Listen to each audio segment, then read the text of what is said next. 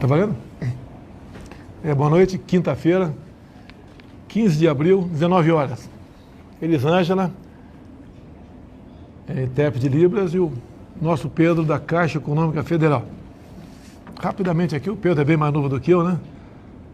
O que eu vi acontecer agora há pouco no Brasil me lembrou do tempo de garoto, quando eu assistia no cinema do Seu Lelé, em Eldorado Paulista, filme de cowboy.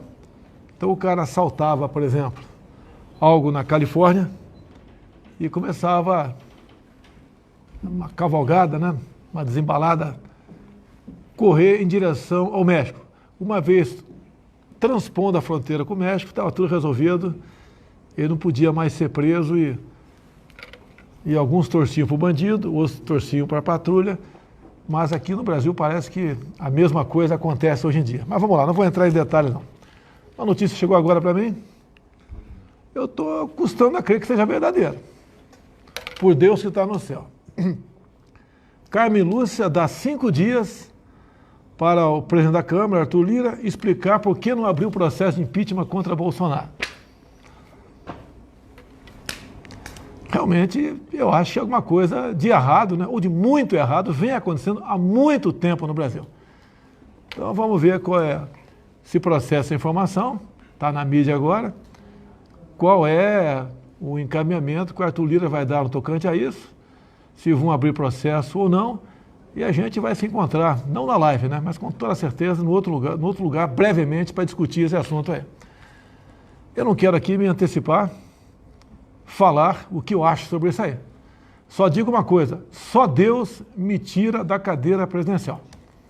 E me tira, obviamente, tirando a minha vida. Fora isso, o que nós estamos vendo acontecendo no Brasil não vai se concretizar. Mas não vai mesmo. Não vai mesmo, ok? Mas vamos lá. Vou bater um papo aqui, Pedro? Claro. Vamos lá. Curiosidade, né? Sabemos da questão do vírus aí, da Covid, mata muita gente, etc. Mas parece que os números começaram a cair. Depois que a CPI lá do Senado incluiu também a investigação de cima de governadores e prefeitos. Mas tudo bem. Mas olha só como é que a mídia se comporta, né? Eu nunca vi algo tão sujo no mundo, né? Como grande parte da mídia no Brasil. É uma coisa realmente que se aproxima do chorume, uma coisa fétida. Essa é grande parte dessa mídia podre do Brasil. Olha aqui, ó. Médicos fazem tratamento clandestino com cloroquina contra a Covid-19. Eu não quero discutir a cloroquina aqui. Eu tomei e me safei. Muita gente tomou e safou. Isso chama-se tratamento precoce ou tratamento imediato, ou tratamento off-label. O médico tem o direito de bem receitar o que ele achar que é melhor para o paciente. É exemplo de Chapecó. O prefeito lá, João Rodrigues, lá os médicos têm liberdade para receitar o que ele achar melhor. Se ele achar que tem que ser a cloroquina, vai ser, a ivermectina, vai ser, seja lá o que for. Tá? Agora, por que a mídia faz um trabalho sujo como esse? Pelo que tudo indica, a certeza que eu passo a ter, é quanto mais mortes tiver, melhor, para provocar, né, um clima de revolta contra o presidente da República. Essas mídias, né, estão perdendo credibilidade dia após dia e nós sabemos onde eles vão chegar. Tá? A mídia que sempre falou em liberdade de imprensa, contra a censura, estão se autocensurando. Tá? Estão cada vez mais desacreditando a mídia no Brasil como um todo. Mas vamos em frente. Essa decisão do Supremo de hoje, então, o Lula está elegível para 22. Bem, o Brasil não quebrou no último ano, no penúltimo ano, ou no governo A, B ou C. O Brasil vem numa situação bastante complicada há décadas. Alguns querem que eu resolva, né, limpe a casa quase que sozinho de uma hora para outra. Não quero jamais me intitular como o faxineiro do Brasil, aquele que vai resolver os problemas do Brasil, o salvador da pátria. Mas acredito, né, que estou fazendo a coisa certa. Quando se fala em corrupção, Pedro, eu pedi para você fazer uns cálculos aqui, rapidamente aqui, fala em corrupção. A corrupção, como eu estava assistindo agora o programa Pingo nos I, né, não foi, o Zé Maria falou muito na questão da Petrobras, mas foi generalizada. É um corpo que está com câncer em todos os seus órgãos, em todos os seus tecidos. E na Caixa Econômica não era diferente. Então eu pedi para o Pedro rapidamente aqui, nos 8 anos do governo Lula, qual foi o lucro da Caixa nos 8 anos do governo Lula e qual foi a média anual de lucro? O lucro somado foi de 20,5 bilhões de reais, né, presidente? E no primeiro ano do seu governo, a Caixa teve um lucro maior do que nos 8 anos do governo Lula. Vamos lá. Então no governo Lula, 8 anos, lucro 20 bilhões. Isso. Média 2,5 bi. É isso. Depois tivemos Dilma, 6 anos. Isso. Aumentou um pouco o lucro. Isso. Na média, né? De 2,6 para 5,3. Dobrou. 5,9. 5,9. No governo Temer, aumentou um pouco mais o lucro da Caixa Econômica. 9,4. Em 2 anos do nosso governo? 17,2 bilhões de reais. Por ano. Por ano. E, presidente, semana passada, só para dar um exemplo do que acontece, nós vendemos uma operação do Banco Pan, que tinha dado problema lá 10 anos atrás. Quando o seu governo começou, a ação estava mais ou menos em R$ 1,5. Nós vendemos por R$ 11,42. Então, uma operação que dava prejuízo para a Caixa deu 2 bilhões de lucro só em venda de ativos. Vou falar então, para ficar bem claro aqui, né? O lucro anual da Caixa em cada governo. Então, no governo Lula, média de 2,6 bilhões por ano, 2,6. No governo Dilma aumentou para 5,9. No Temer, 9,4. No nosso foi para 17 bilhões. Então, isso no ano de pagamento de auxílio emergencial que o banco parou durante 3 meses. Então, em 2 anos do nosso governo, tivemos mais lucro do que 8 anos do governo Lula. No primeiro ano do nosso governo, presidente, a gente teve mais lucro que os 8 anos do governo Lula. Nos 2 anos do seu governo, mais ou menos o mesmo lucro do que os 6 anos do governo Dilma. Já está aqui, 34 e 35. E no Sim, primeiro ano do seu governo, mais lucro que nos 2 do governo Temer. Pessoal, há pouco tempo, você, o organograma da Caixa, presidente, você, abaixo de você quem tem? 12 vice-presidentes. 12 vice-presidentes. Como era a indicação das vice-presidências da Caixa? Presidente, não era como é com o senhor que é matemático. Tanto que nós trocamos os 12 vice-presidentes, 21 dos 22 diretores. Então, a Caixa nunca trabalhou tanto pelo povo brasileiro, que é outra notícia que a gente vai dar daqui a pouco, nunca teve tanto resultado, e a média dos vice-presidentes de idade, presidente, é ao redor de 40 anos de idade, 14 mulheres líderes, quando começou o seu governo, 0 mulheres líderes, ou seja, nenhuma mulher como vice-presidente ou diretora, hoje são 14, e as pessoas com deficiência, PCDs, só 1,5 dos empregados eram PCDs, quando o mínimo é 5, e nós atingimos isso. Tá. Então, no passado, né, as estatais davam prejuízo de dezenas de bilhões de reais, agora dá lucro. E a Caixa, apesar desse lucro, você botou a taxa de juros lá embaixo. Saiu de 14% ao mês, no cheque especial, para começando de 1,8% ao mês. E há um mês atrás, um mês e pouquinho, nós anunciamos outro exemplo para as santas casas, que nós reduzimos em 80% a taxa de juros. Presidente, quando nós assumimos era de 30% ao ano. Hoje está ao redor de 6% ao ano e são 190 mil leitos. Isso acontecia com o Banco do Brasil, com o BNDES. Banco Central também não? Não. Banco Central não, né? Lá é mais profissional. Não tem um empréstimo, é uma operação mais técnica. Então, isso acontecia há pouco tempo no Brasil. Mudou. Querem criticar meu governo? Fiquem à vontade. Fiquem à vontade. Mas puxe um pouquinho pela memória para ver como o Brasil era conduzido no passado. Então, quando eu falo em arrumar a casa, né? Ó, tem muita, mas muita gente melhor do que eu. Até o Pedro tem uma cabeça brilhante, né? Mas, lamentavelmente, não tem a popularidade que eu tinha para disputar uma eleição. Presidente, eu vou te interromper, desculpa. O que o senhor fez, eu não vi. Por quê? O senhor dá liberdade para a gente. Vou dar um exemplo. Eu vim do mercado financeiro.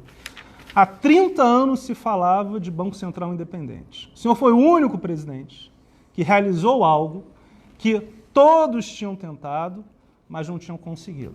Então, um exemplo do mercado financeiro, que é o Banco Central independente, e o senhor foi o presidente que realizou. Então eu quero reforçar que eu acho que uma das grandes virtudes do senhor, e aqui eu estou falando porque é o que eu penso, é que o senhor dá espaço para a gente e o senhor é meritocrata, ou seja, se a pessoa entrega, ótimo, se não entrega. Não está começando aqui uma campanha para 22, mas pela decisão do Supremo hoje o Lula é candidato. Faço uma comparação dos ministros do Lula com os nossos ministros, né? E para sentir o quê? Se o Lula voltar para o voto direto, pelo voto auditável, tá? Tudo bem. Agora veja qual vai ser o futuro do Brasil, o tipo de gente que ele vai trazer para dentro da presidência. Inclusive, se o Lula for eleito, isso é bom para estimular até os petistas, né? Em março de 2023, 3 meses depois que ele, porventura, assumir a presidência, ele vai escolher mais dois ministros para o Supremo Tribunal Federal. Mais 2. Tá ok, pessoal? Eu acho que a conclusão cabe a todos vocês. Não querem, eu não estou dizendo que você é candidato, nem que eu sou o melhor do mundo, mas vamos ter umas eleições pela frente. Está previsto eleições em 22. O Lula vai ser candidato, vai estar lá. Né? Tira eu de combate, tá? Resolveram não disputar as eleições. Quem seria o outro que iria com o Lula para o segundo turno? Tá? É só fazer um raciocínio que vocês vão entender qual é o futuro de cada um de vocês. Eu já estou com 66 anos de idade, até lá vou estar com 68, já estou no lucro, estou lá mais para lá do que para cá, né? Mas vejo qual o futuro reserva para vocês no Brasil, com o que está acontecendo e com essa decisão de hoje do Supremo Tribunal Federal, né, dando aí praticamente, né, anulando as condenações do Lula e tornando, então, elegível mais 2 vagas no Supremo para o PT. Caixa Econômica, que você tem de bom aí? Mais um assunto. Da antecipação. Antecipação do calendário. Liguei para o Pedro, a gente não força a barra. Pedro, um pessoal está recebendo agora no cartão, né, o auxílio emergencial, e quem quer receber dinheiro estava 2 meses para frente. É isso mesmo? Na verdade, 30 dias, de 30 a 40 dias.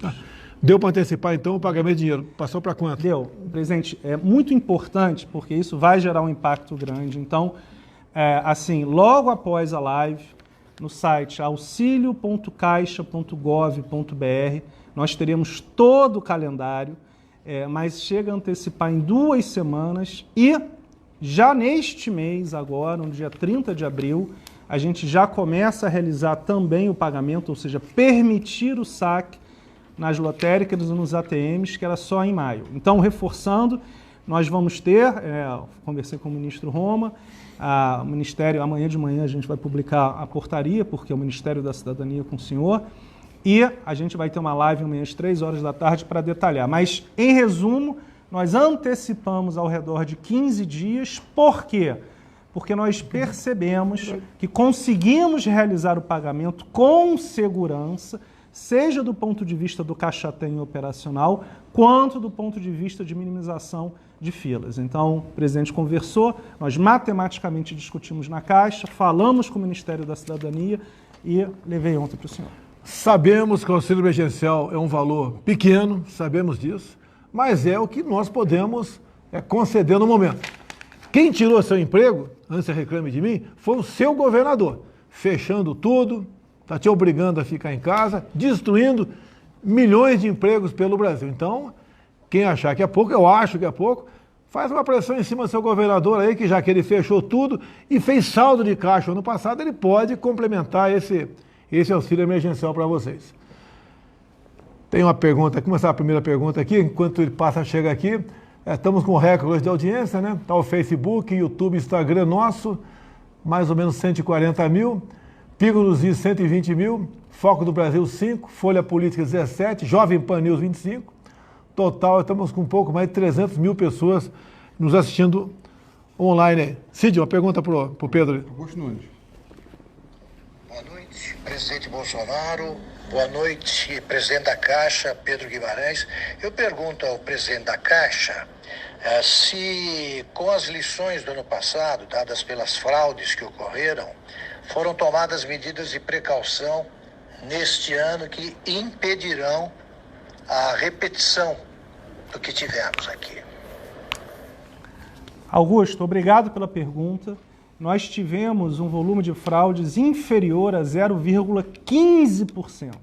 É um percentual menor do que nos Estados Unidos. Só que pagamos 300 bilhões de reais.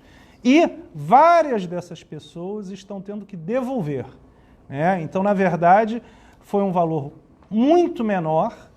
E sim, sua pergunta é excelente, porque nós reforçamos a segurança do sistema e fizemos a atualização, 27 atualizações do Caixa Tem. E essa é uma pergunta, presidente, importante, porque foi por isso que nós colocamos um cronograma com um pouco mais de gordura. Quando vimos que estava funcionando muito bem, com basicamente zero de fraude, nós, após a conversa com o presidente, antecipamos em até 2 semanas. Minhas contas aqui, eu posso estar errado, é mais ou menos 500 mil o número de fraudes, é isso mesmo? É um pouco menos. Pouco menos. É porque eu não posso falar no detalhe, presidente, mas é menos. É menos, mas na verdade é bem menos. Mas... O que eu vi que o Wagner Rosário, o Augusto, tem gente de tudo quanto é cor ali, tá? Toda a Arca de Noé tá ali, tá? Gente tua, na imprensa, tem gente minha, militar, tem banqueiro, tem tudo quanto é tipo de gente ali. Foi para pegar os R$600 no começo e depois pegar os 300 também lá atrás. Deixa eu só falar, presidente, porque eu acho que isso é importante. Nós bloqueamos... Então, algumas pessoas tentavam pegar o benefício e não conseguiam. Então, na verdade, quando nós percebemos as fraudes, as pessoas, algumas tentaram sacar e outras, Augusto, falaram que era fraude e depois nós demonstramos matematicamente que quem tinha acabado recebendo era alguém da própria família, então é um pouco mais complicado. Então, a fraude provada, todas foram pagas, foi ao redor, menor que 0,15, mas eu não posso dar o número correto. Vamos lá, nessa política aí do fica em casa, do lockdown, do confinamento, tá? Esses superpoderes que o Supremo deu para governadores e prefeitos, mas tem uma consequência disso, como por exemplo aqui. Desde março do ano passado eu falava, né, que continuo falando que nós temos 2 inimigos, o vírus e o desemprego. Mas a grande parte da mídia o tempo todo batendo em mim, porque virou esporte, né? Por parte desses órgãos de imprensa. Não são todos, mas virou um esporte. Temos aqui a matéria do Correio Brasiliense, de 2 dias. O Brasil tem 125 milhões de pessoas que não sabem se vão se alimentar bem. Na verdade, é saber se vão comer o suficiente. Eu não sei quanto uma pessoa come por dia. Vou chutar aqui 1 quilo de alimento por dia, vou chutar. Esse pessoal aqui vai comer aí 700 gramas, 600 gramas, 500 gramas. Essa é a preocupação. Essa é a política do fica em casa. Eu vi um vídeo, né, sobre plantador de tomate. Eu acho que é interior de São Paulo, não está dizendo o local lá. Mas conversei hoje com o Coronel Melo Araújo, da CEAGESP. Então o pessoal, alguns, né, grande parte dos plantadores de tomate, eles estão colhendo e jogando fora. Porque não tem para onde vender. O cara fecha, São Paulo, por exemplo, fecha ali restaurante, fecha bar, não pode vender um cachorro quente na praça, não pode nada, não tem consumo de tomate. Agora esse tomate, né, mais tarde, quando a procura se fizer presente, o cara vai plantar tomate, calculo que vai levar uns 2, 3 meses para o tomateiro aí dar tomate. Vai ter uma produção pequena, o preço vai lá para cima. Conversei hoje também, o meu irmão estava comigo aqui em Brasília, com o bananicultor do Vale do Ribeira. Ele falou que na plantação dele, os cachos estão amadurecendo e apodrecendo no pé. Ou seja, vamos ter uma quebra de banana também no Brasil. A economia do Vale do Ribeira, a minha terra, né? Eu acredito que 90% por aí seja da banana. Vai ter uma queda também na região. A mesma coisa, a banana não é de hoje para amanhã. Leva ali algum tempo para você plantar, o pé, dar o cacho e você colher e levar para algum lugar. Vamos ter falta de banana também, o preço vai lá para cima. Ou seja, a alimentação, que já teve uma alta grande, perto da inflação, vai ter uma alta muito maior quando aí voltar a política de abrir mais coisas, ou abrir tudo, que seria, no meu entender, o normal. não essa política adotada aí por alguns governadores que fechou tudo no seu estado. A inflação vem alta também. Ou seja, estamos com uma tempestade quase perfeita pela frente. Talvez seja isso que alguns governadores queiram, pela economia, atingir o governo. Que a briga desses governadores, não são todos, mas desses, não é derrotar o vírus, é tentar derrubar o presidente. Né? E eu quero saber, né, o que vai esperar, o que esse futuro governante pode esperar do Brasil, caso ele ganhe mais eleições no futuro. Com esse tipo de política, terra arrasada que estão fazendo no Brasil. Lamento muito, realmente, pelo futuro do nosso Brasil. E o que eu posso fazer? A gente só ganha guerra, pessoal, se tiver informações. Né? Se o povo estiver bem informado, tiver consciência do que está acontecendo, a gente ganha essa guerra. Alguns querem que ele seja imediatista. Eu sei o que tem que fazer. Dentro das 4 linhas da Constituição. Dentro das 4 linhas da Constituição. Né? Se o povo, cada vez mais, se inteirar, se informar, cutucar seu vizinho, começar a mostrar para ele qual o futuro do nosso Brasil, a gente ganha essa guerra. Eu sei onde está o câncer do Brasil. Eu sei onde está o câncer do Brasil. Nós temos como ganhar essa guerra. Se esse câncer aí for curado, o corpo volta à sua normalidade. Estamos entendidos? Se alguém acha que eu tenho que ser mais explícito, lamento. Tá? Outra pergunta, Cídia. Boa noite, presidente Bolsonaro. Boa noite, presidente Pedro. Gostaria de saber o seguinte do presidente da Caixa, Pedro Guimarães. De acordo com as regras do auxílio emergencial dessa segunda rodada, agora de 2021, quem não recebeu o auxílio em 2020, melhor dizendo, não pode receber agora nesse ano. Ou seja, o pagamento agora é só para quem já estava cadastrado no ano passado. Queria saber o porquê dessa escolha e o que podem fazer as pessoas que no ano passado, por exemplo, tinham emprego, não precisaram do auxílio, mas que agora nesse ano precisem receber o benefício. Qual a recomendação? Obrigado, boa noite.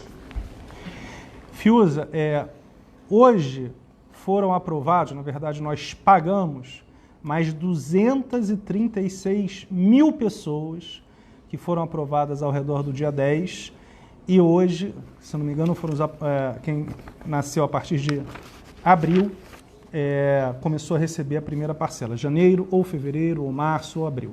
Em relação à sua pergunta, a análise foi feita exatamente isso. Todos que receberam durante 2020 e foi feita uma análise a partir das novas regras, ou seja, em 2021, só aqueles que receberam em 2020 e que, ao mesmo tempo, passem pelas novas regras. 2 pontos, presidente, foram importantes.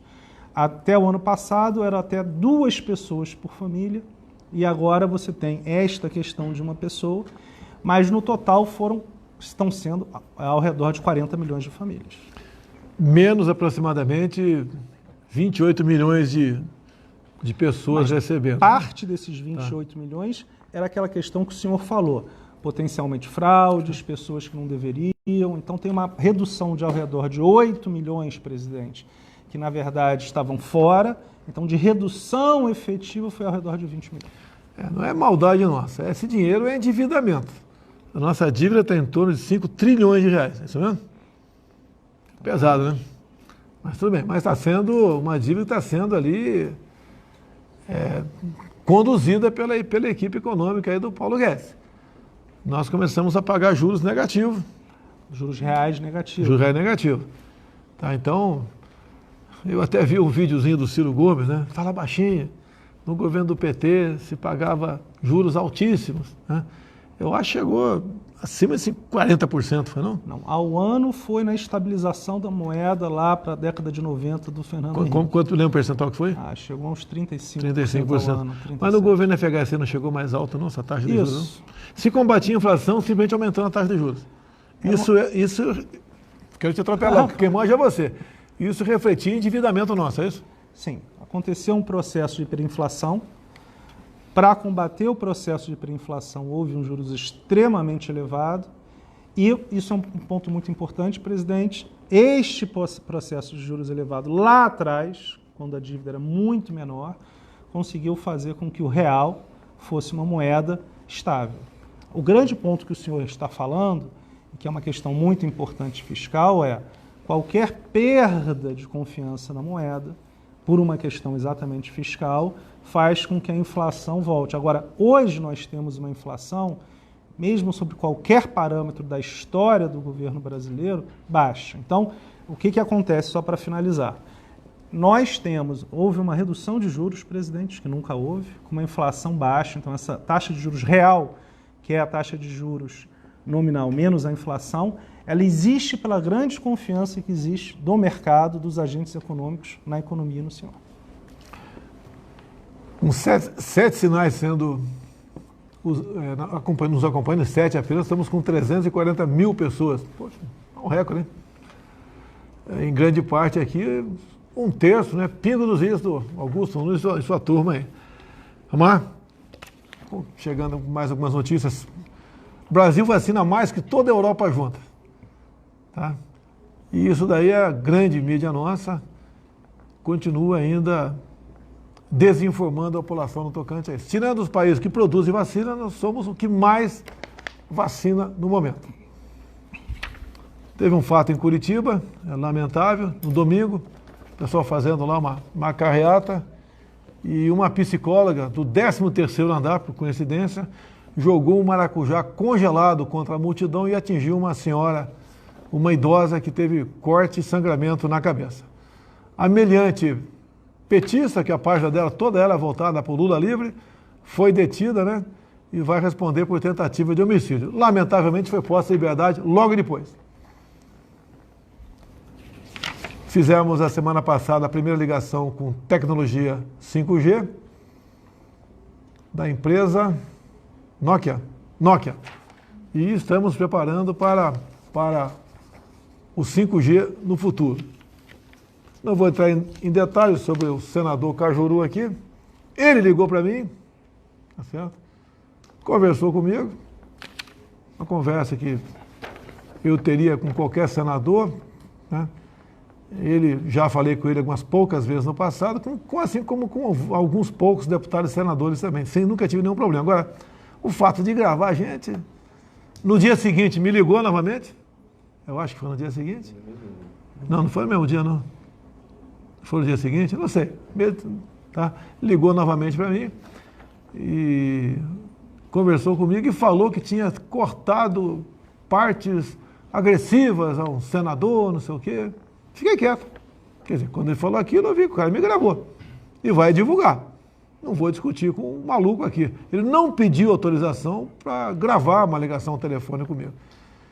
E mais, o que ficou de bom nessa conversa? Bom não, muito bom.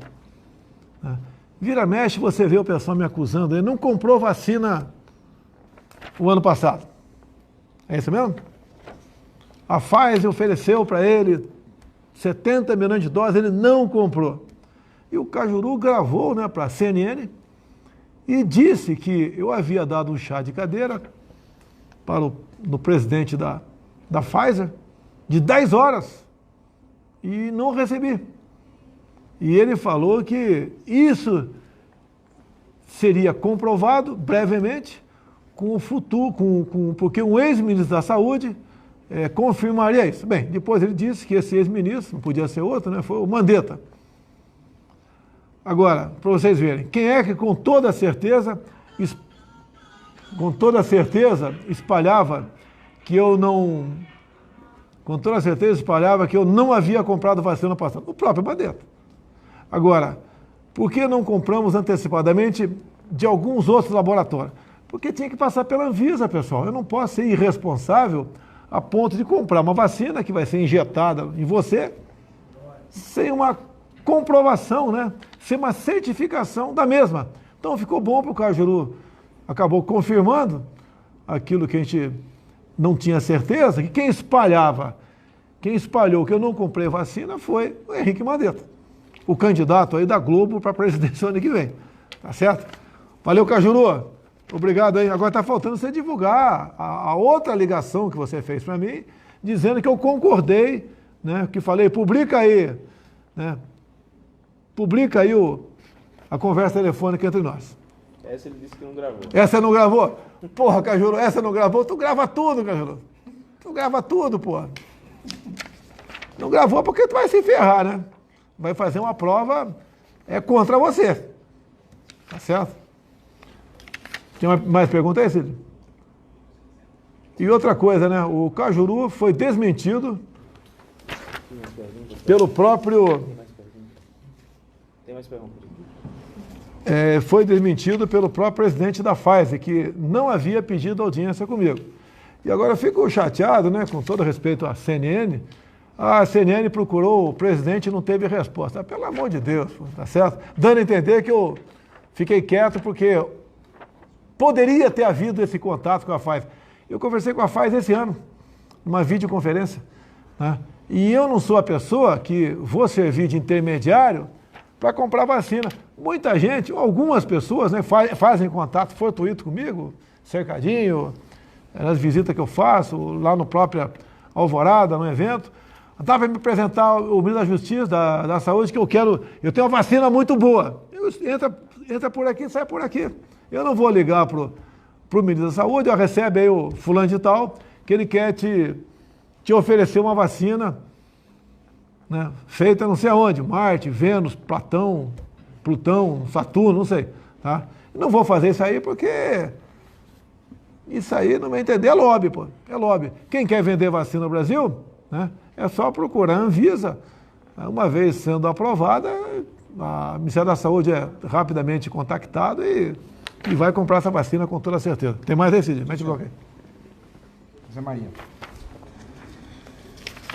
Salve! Muito boa noite, presidente Bolsonaro. Boa noite, presidente da Caixa, Pedro Guimarães. Olha, a minha pergunta, presidente Pedro Guimarães, é se esse lucro da Caixa Econômica significa já um bom sinal para a retomada da economia no pós-pandemia ou é apenas um retrato atual? O que significa esse lucro da Caixa aí no mercado financeiro? O ano Obrigado, passado. boa noite. Você teve lucro ano passado, né? Não, Zé Maria, obrigado. Nós tivemos lucro recorde, tanto em 2019 quanto em 2020. Então, a Caixa Econômica Federal nunca reduziu tanto seus juros, nunca ofereceu tanta ajuda à população, como ano passado nós demonstramos, quando pagamos, presidente, 121 milhões de brasileiros. Chegamos a pagar 90 milhões de brasileiros todos os meses. E o primeiro e o segundo recorde de lucro na história da Caixa foi no governo do presidente Bolsonaro.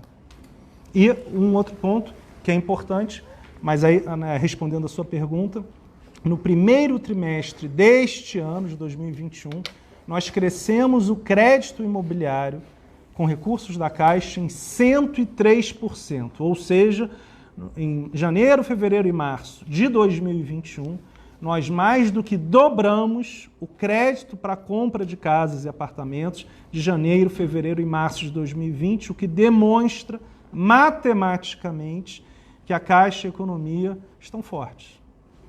Pelo menos esta questão imobiliária, que é muito importante, que gera muito emprego, presidente, dá uma demonstração do que se chama de resiliência, ou seja, de força, porque tem mais de 1,5 milhão de pessoas neste segmento com esses créditos que nós emprestamos.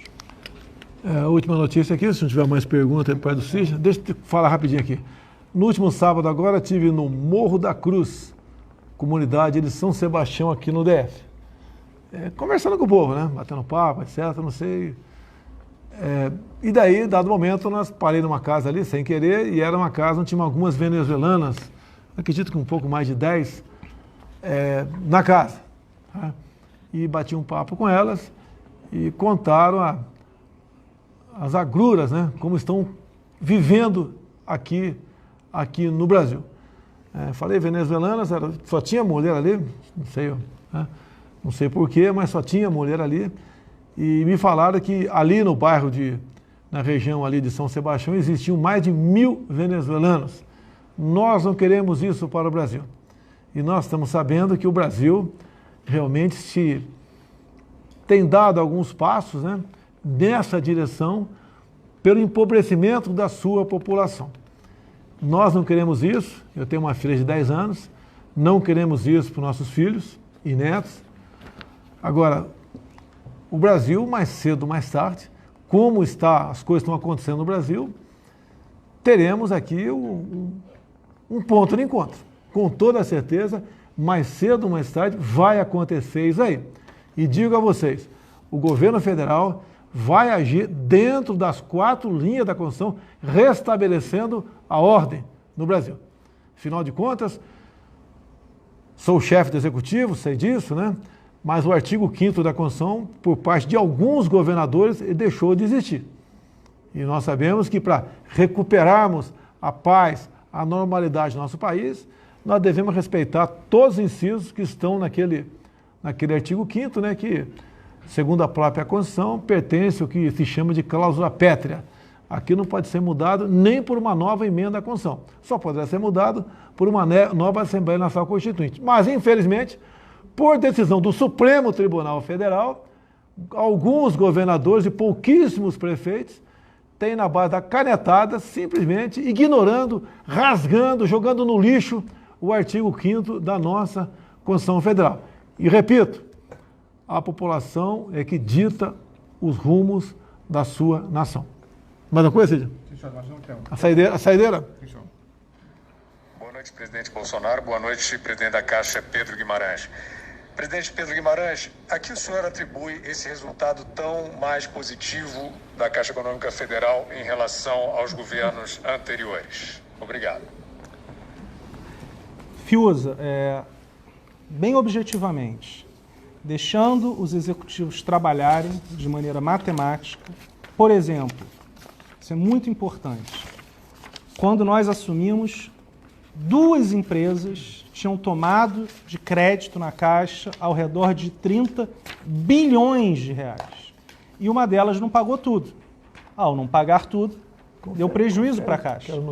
E nós fizemos, ano passado, no Pronamp, por exemplo, 5 dias para me explicar. 34 bilhões de reais para 350 mil empresas. O que eu quero dizer com isso? O mesmo dinheiro que se emprestava para 2 empresas, e uma delas não pagava tudo, hoje se empresta para 350 mil empresas. Então, quando você empresta, na média, 100 mil reais versus 15 bilhões de reais, uma série de coisas são claras. Você consegue mais capilaridade pelo Brasil inteiro e qualquer possibilidade de corrupção é muito menor. Além disso, nós tivemos vendas de ativos, presidente, não relevantes. Por que a Caixa Econômica Federal tinha que ter ação da Petrobras?